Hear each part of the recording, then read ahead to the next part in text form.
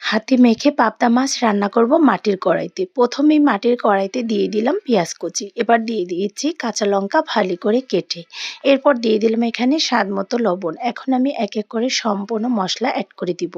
দিয়ে দিয়েছি আদা বাটা আধা চামচের মতো, জিরা বাটা আধা চামচের মতো, এখানে দিয়ে দিয়েছি রসুন বাটা আধা চামচের মতো, পেঁয়াজ বাটাও অ্যাড করে দিয়েছি 1 চামচের মতো, এখানে ধনিয়া গুঁড়া আধা চামচের মতো, হলুদের গুঁড়ো অ্যাড করে দিয়েছি 1 চামচের মতো, মরিচের গুঁড়ো দিয়ে দিয়েছি আধা চামচের মতো, যেহেতু এখানে আমি কাঁচামরিচটা অ্যাড করে দিয়েছি।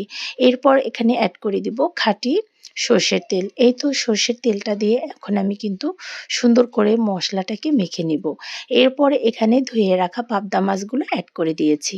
এই তো পাবদা মাছগুলো দিয়ে কিন্তু আমি আলতো হাতে সুন্দর করে মাছের সাথে মশলাটাকে ভালো করে ম্যারিনেট করে নিব।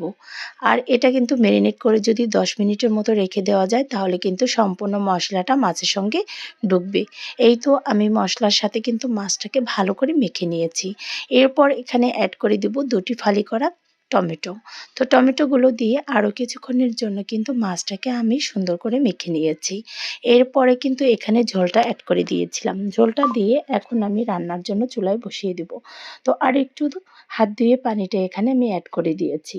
এই তো সম্পূর্ণ ঝোলটাই কিন্তু এখানে দেওয়া হয়েছে।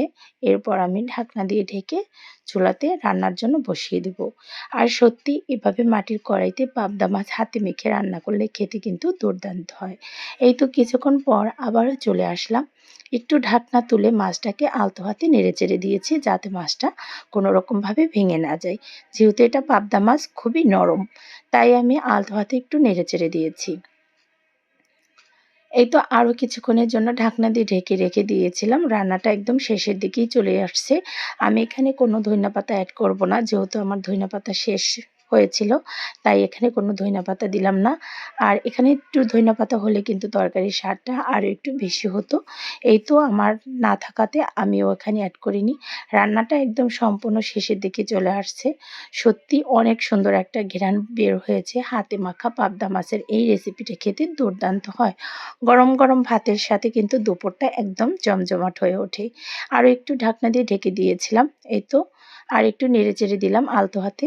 মাটির কড়াইতে রান্না করলে চুলার আঁচটা কিন্তু একদমই ধীরে ধীরে লাগে, কিন্তু তরকারির স্বাদটা কিন্তু একদমই সুস্বাদু হয় খেতে। এই তো রান্নাটা একদমই সম্পূর্ণ শেষের দিকে কিন্তু চলে আসছে। মাশাআল্লাহ দারুণ একটা ঘ্রাণও বের হয়েছে। তো সম্পূর্ণ রান্নাটাই কিন্তু শেষ করলাম। তো আজকের মতো বিদায় নেব। সবাই ভালো থাকবেন, সুস্থ থাকবেন। আর নতুন নতুন রেসিপি পেতে হলে অবশ্যই আমার পেজটাকে ফলো করে পাশে থাকবেন। আর একটা ভিডিও দেখার আগে একটা লাইক কমেন্ট করে অবশ্যই সুন্দর একটা মন্তব্য জানাতে ভুলবেন না। এই তো রান্নাটা অনেক সুন্দর কিন্তু একটা ঘ্রাণ বের হয়েছে। পুরো ঘরটা কিন্তু মোমো করছে। বিদায় নিলাম। ভালো থাকবেন সবাই। আল্লাহ হাফেজ।